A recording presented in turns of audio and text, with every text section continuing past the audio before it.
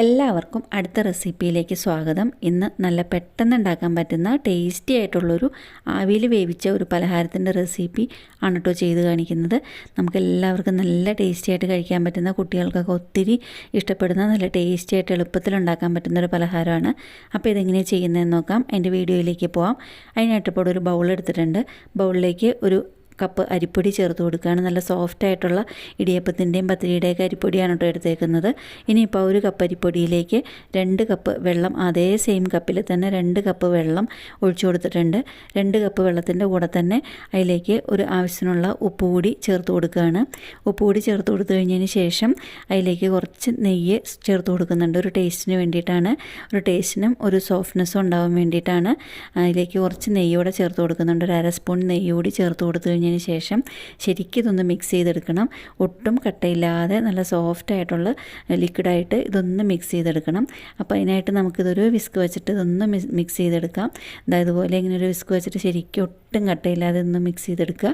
അതിന് ശേഷം ഇത് മിക്സ് ചെയ്തതിന് ശേഷം നമുക്കിതൊന്ന് അടച്ച് വയ്ക്കാം. കുറച്ച് സമയം ഇതൊന്ന് സെറ്റാവാനായിട്ട് അടച്ച് വയ്ക്കാം. അപ്പോൾ ആ സമയത്തേക്ക് നമുക്കിതിലേക്കൊരു കൂട്ട് തയ്യാറാക്കി എടുക്കാനുണ്ട്. അപ്പോൾ അത്രയും സമയം നമുക്കിതൊന്ന് കുറച്ച് സമയം ഒന്ന് അടച്ച് വയ്ക്കണം. അപ്പോൾ ഇനി കൂട്ടിന് വേണ്ടിയിട്ട് ഞാനിപ്പോൾ ഇവിടെ ഒരു പാൻ വെച്ച് കൊടുത്തിട്ടുണ്ട്.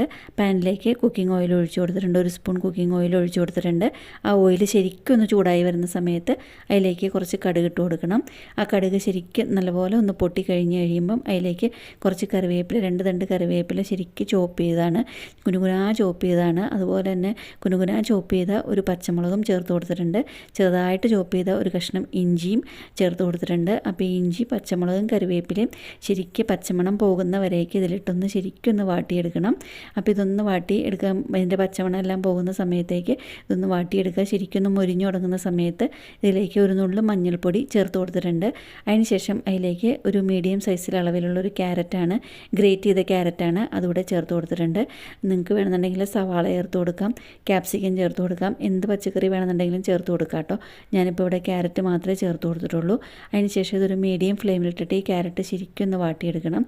ക്യാരറ്റിലെ വെള്ളമയം എല്ലാം ശരിക്ക് പോകുന്നവരേക്ക് ഈ ക്യാരറ്റ് ശരിക്കും ഒന്ന് എണ്ണയിലിട്ടിട്ട് ഒന്ന് വാട്ടി എടുക്കണം.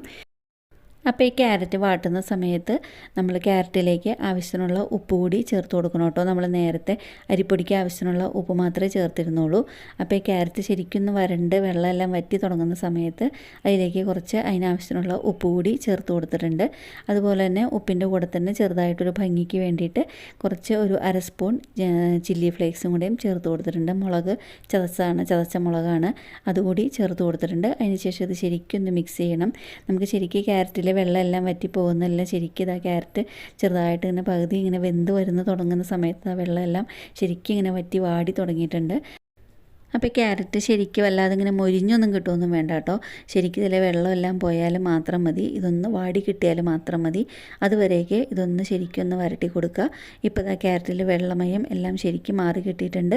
ഇനിയിപ്പോൾ ഇതിലേക്ക് നമ്മൾ നേരത്തെ മിക്സ് ചെയ്ത് വെച്ചിരുന്ന അരിപ്പൊടിയുടെ മിക്സ് അത് ശരിക്കും ഒന്ന് ഇളക്കിക്കൊണ്ട് വേണം ഒഴിച്ചു കൊടുക്കാനായിട്ട്. എന്താണെന്ന് വെച്ചാൽ അരിപ്പൊടി എല്ലാം അടിയിൽ ഊറിയിട്ടുണ്ടാവും വെള്ളത്തിൽ. അപ്പോൾ അതിന് മുന്നേ തന്നെ കുറച്ച് മല്ലിയില ചോപ്പ് ചെയ്തും കൂടെയും അതിലേക്ക് ഇട്ട് കൊടുത്തിട്ടുണ്ട്. അതിന് ശേഷം എന്താ ഇതുപോലെ ഇങ്ങനെ ശരിക്കും ഒന്ന് മിക്സ് ചെയ്തുകൊണ്ട് വേണം ഒഴിച്ചു കൊടുക്കാനായിട്ട്, അല്ലെങ്കിൽ അരിപ്പൊടി എല്ലാം അടിയിൽ കട്ടിയായിട്ടിരിക്കുമായിരിക്കും. അപ്പോൾ അതുകൊണ്ട് തന്നെ ഇതൊന്ന് ശരിക്കൊന്ന് ഇതുപോലെ ഇളക്കിക്കൊണ്ട് വേണം, മിക്സ് ചെയ്തുകൊണ്ട് ഇളക്കി ഇങ്ങനെ ഇതുപോലെ ഇങ്ങനെ മിക്സ് ചെയ്തുകൊണ്ട് വേണം ക്യാരറ്റിലേക്ക് ഇത് ഒഴിച്ചു കൊടുക്കാനായിട്ട് കേട്ടോ. അപ്പോൾ അല്ലാന്നുണ്ടെങ്കിൽ അടിയിൽ കൂട്ടിയിരിക്കുമായിരിക്കും അരിപ്പൊടി. ഇപ്പോൾ ഇതാ ശരിക്കും മിക്സ് ചെയ്തുകൊണ്ട് ഒഴിച്ചു കൊടുത്തിട്ടുണ്ട്. ഇത് ഒഴിക്കുന്ന സമയത്ത് ലോ ഫ്ലെയിമിൽ ഗ്യാസ് വെച്ചിട്ട് വേണം ഇത് ഒഴിച്ചു കൊടുക്കാനായിട്ട്, അല്ലെങ്കിൽ ഒഴിക്കുന്ന വഴി തന്നെ അത് കട്ടിയായി പോകും. ലോ ഫ്ലെയിമിൽ ചൂട് വളരെ കുറച്ച് വെച്ചിട്ട് വേണം ഇത് ഒഴിച്ചു കൊടുക്കാനായിട്ട്. അതിന് ശേഷം എന്താ നമുക്കിതൊരു തവി വെച്ചിട്ട് ഇതിങ്ങനെ ശരിക്കും ഒന്ന് ഇളക്കി കൊടുക്കുക. ഇളക്കി കൊടുത്ത് ചെറുതായിട്ട് പെട്ടെന്ന് തന്നെ 1-2 മിനിറ്റിൽ ഇത് അതുപോലെ ഇങ്ങനെ കട്ടിയായി കിട്ടും. അപ്പോൾ ഇതുപോലെ മതി, ഇത്രയും ആയി കിട്ടിയാലും മതി. ഇതുപോലെ ഇങ്ങനെ ഇത്രയും കട്ടിയായി കിട്ടിക്കഴിഞ്ഞ് കഴിയുമ്പം നമുക്കിത് വേറൊരു പ്ലേറ്റിലേക്ക് ഒന്ന് മാറ്റി കൊടുക്കണം. അപ്പോൾ ഇത്രയും കട്ടിയായിരിക്കുന്നത് നമുക്ക് ചെറുതായിട്ടൊന്ന് ചൂടാറാനായിട്ടൊന്ന് മാറ്റി വയ്ക്കാം. അതിന് ശേഷം വേണം, ഞാനിപ്പോൾ ഇവിടെ വേറൊരു പ്ലേറ്റ് എടുത്തിട്ടുണ്ട്. ഇനിയിപ്പോൾ നമുക്കിതൊരു ആവിയിലൊന്ന് വേവിച്ചെടുക്കണം. അതിനായിട്ടൊരു പ്ലേറ്റിലേക്ക് കുറച്ച് എണ്ണ ഒഴിച്ചു കൊടുത്തിട്ടുണ്ട്. ആ എണ്ണ നമുക്ക് ആ പ്ലേറ്റ് ഫുള്ളൊന്ന് തടവി കൊടുക്കാം. അടിക്ക് പിടിക്കാതിരിക്കാനായിട്ടാണ് എണ്ണ ശരിക്കും ഒന്ന് പ്ലേറ്റിൽ ഫുള്ളൊന്ന് സ്പ്രെഡ് ചെയ്ത് കഴിഞ്ഞതിന് ശേഷം നമ്മൾ ഈ നേരത്തെ മിക്സ് ചെയ്ത് വെച്ചിരിക്കുന്ന കൂട്ട് ചെറുതായിട്ടൊന്ന് ചൂടാറി ആറിക്കഴിഞ്ഞ് കഴിയുമ്പോൾ വേണം ഇതിലേക്ക് വെച്ച് കൊടുക്കാനായിട്ട്. അതിന് ശേഷം ഇതിലേക്ക് വെച്ച് കൊടുത്തു കഴിഞ്ഞതിന് ശേഷം നമുക്കിത് തവി വെച്ചിട്ട് തന്നെ ഇപ്പോൾ പ്ലേറ്റ് ശരിക്കും ഇതൊന്ന് നിറച്ചെടുക്കുക. ശരിക്കും എല്ലായിടവും ഒരേപോലെ ഒരേ അളവിൽ ആകാൻ പാകത്തിന് ഇതൊന്ന് ശരിക്കും ഒന്ന് മിക്സ് ചെയ്ത് കൊടുക്കണം. അതിന് ശേഷം ഇത് ശരിക്കും എല്ലായിടത്തും ആകാൻ പാകത്തിന് ഇതൊന്ന് സ്പ്രെഡ് ചെയ്ത് കൊടുത്തു കഴിഞ്ഞതിന് ശേഷം വേണം ഇതൊന്ന് ആവിയിൽ വേവിച്ചെടുക്കാനായിട്ട്. ഇത് ഒന്നാമതേ തന്നെ വാട്ടിയെടുത്തിരിക്കുന്ന അരിപ്പൊടി ആയതുകൊണ്ട് പെട്ടെന്ന് വെന്ത് കിട്ടും കേട്ടോ. അപ്പോൾ ഇതുപോലെ ഇങ്ങനെ ഒന്ന് തട്ടി ഇതെല്ലായിടത്തും ഒരുപോലെ ഇങ്ങനെ ആക്കി എടുത്തു കഴിഞ്ഞിട്ടുണ്ട്. അപ്പോൾ നേരത്തെ തന്നെ വെള്ളം തിളയ്ക്കാനായിട്ട് വെച്ചിരുന്നു ഇഡ്ഡലി പാത്രത്തിൽ. അപ്പോൾ ഇത് ശരിക്കും ഇങ്ങനെ എല്ലായിടത്തും സ്പ്രെഡാക്കി കഴിഞ്ഞതിന് ശേഷം ഇത് നമുക്ക് നേരത്തെ വെള്ളം തിളയ്ക്കാനായിട്ട് വെച്ചിരിക്കുന്ന ഇഡ്ഡലി പാത്രത്തിലേക്ക് വെച്ച് കൊടുക്കാം. അപ്പോൾ ഇത് നേരത്തെ തിളച്ചുകൊണ്ടിരിക്കുന്ന വെള്ളം ആയതുകൊണ്ട് തന്നെ ഇത് വെച്ച് കഴിഞ്ഞതിന് ശേഷം മീഡിയം ഫ്ലെയിമിൽ ഒരു 10 മിനിറ്റ് വെച്ചാലും മതി.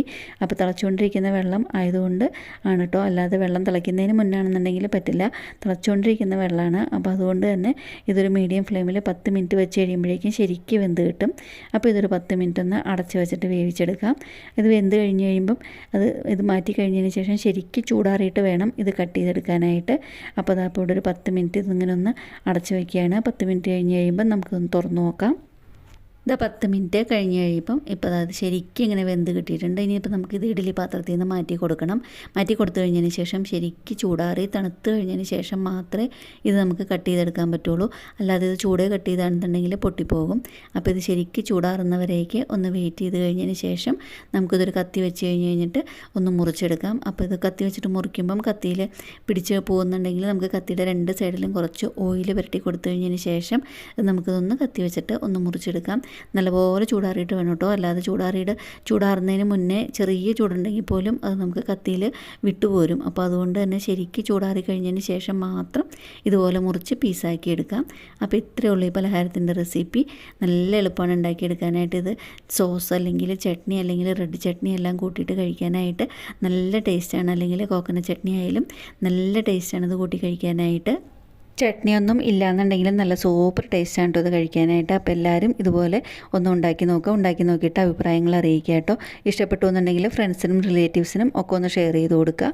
അതുപോലെ തന്നെ എൻ്റെ റെസിപ്പി ആദ്യമായിട്ട് കാണുന്നവരുണ്ടെന്നുണ്ടെങ്കിൽ എൻ്റെ ചാനലൊന്ന് സബ്സ്ക്രൈബ് ചെയ്ത് സപ്പോർട്ട് ചെയ്യുക. കൂടെ തന്നെ അടുത്തുള്ള ബെല്ലൈക്കൺ പ്രസ് ചെയ്ത് അതിൽ ഓൾ എന്നുള്ള ഓപ്ഷൻ ക്ലിക്ക് ചെയ്താൽ ഞാനിതുപോലെ വീഡിയോസ് ഇടുമ്പം അപ്പോൾ തന്നെ നിങ്ങൾക്ക് അതിൻ്റെ നോട്ടിഫിക്കേഷൻ വരുന്നതായിരിക്കും.